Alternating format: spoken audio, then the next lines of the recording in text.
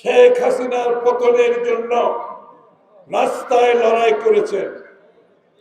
যে সমস্ত শ্রমিক ভাইরা ৩-৪ তারিখে নিউ মার্কেট সহ সমস্ত বাংলাদেশে রাস্তায় শেখ হাসিনার পতনের জন্য ভূমিকা পালন করছে, তাদের প্রতি আমি শ্রদ্ধা জানাই, সম্মান জানাই।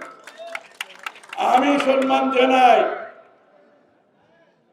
শেখ হাসিনা ফ্যাসিস্টের পতনের পেছনে যে প্রধান শক্তি, সেটা হচ্ছে দেশনেত্রী বেগম খালেদা জিয়া, যিনি জীবনের সাথে যুদ্ধ করে ৬ বছর কাল জেলে থেকে ফ্যাসিস্টের সাথে কোন রকমের সহযোগিতা করে নয়। একমাত্র ওয়ালটন এসি দিচ্ছে 1 বছরের রিপ্লেসমেন্ট গ্যারান্টি। তার জেলে যাওয়া, তার আপোষহীন, তার প্রতিবাদী শক্তি আমাদেরকে শক্তি জুগিয়েছে। আমি ধন্যবাদ জানাই, কৃতজ্ঞতা জানাই জনাব তারেক রহমানকে, যিনি বিদেশে থেকে হাজার হাজার মাইল দূরে থেকে সমস্ত বাংলাদেশে শেখ হাসিনা বিরোধী সমস্ত শক্তিকে ঐক্যবদ্ধ করে এই সংগ্রামকে বিজয়ের পতাকা ধরিয়ে দিয়েছে। আমি ধন্যবাদ জানাই বিএনপির নেতা কর্মীরা এবং বিএনপির সাথে সহযোগী যে দলগুলো আছে তাদের নেতা কর্মীরা, যারা জীবন দিয়েছে, যারা গুম হয়েছে, যারা খুন হয়েছে,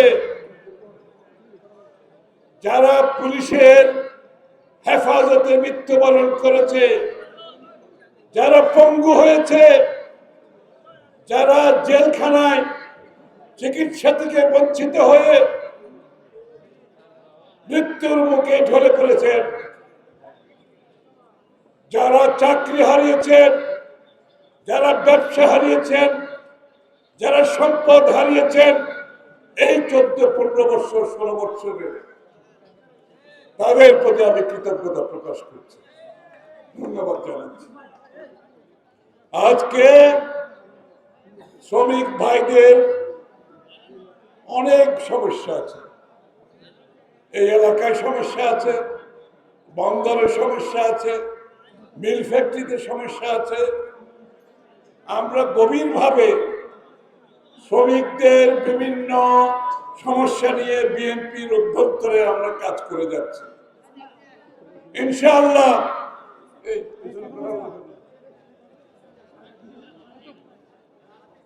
শ্রমিক ভাইদের যত সমস্যা আছে আমরা গভীরভাবে নিরীক্ষণ করছি, পরীক্ষা নিরীক্ষা করছি। আগামী দিনে বিএনপি ক্ষমতায় আসলে আমরা শ্রমিক নেতৃবৃন্দের সাথে, সকল শ্রমিক নেতৃবৃন্দের সাথে আমরা বসবো, কথা বলবো, সমস্যার সমাধান ইনশাআল্লাহ আমরা করব। আমাদের 31 দফা সংস্কার প্রস্তাবে আপনারা যদি পড়ে না থাকেন পড়ে নিয়ে, শ্রমিকদের সমস্যার কথা পরিষ্কারভাবে বলা হয়েছে, সমাধানের কথাও বলা হয়েছে। বন্ধুগণ, আজকে দেশ স্বৈরাচারকে বিতাড়িত করেছে, ফ্যাসিস্টকে বিতাড়িত করেছে। আজকে দেশ যে কারণে ফ্যাসিস্টকে বিতাড়িত করেছে,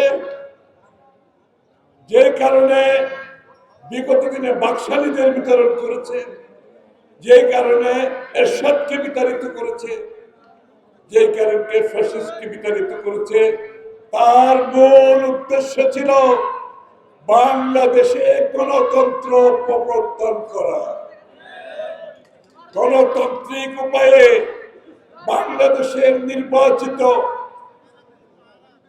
প্রতিনিধিরা সংসদে যাবেন, সরকার গঠন করবেন, যারা জনগণের কাছে দায়বদ্ধ থাকবে, জবাবদিহি থাকবে।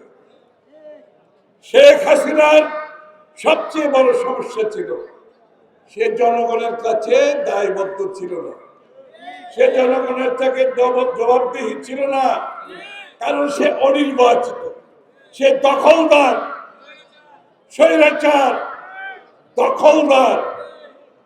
বাংলাদেশে আর কোনোদিন কাউকে আমরা কিছু দখল করতে দেব না। আমি এই মেসেজটা পরিষ্কার করে বলতে চাই।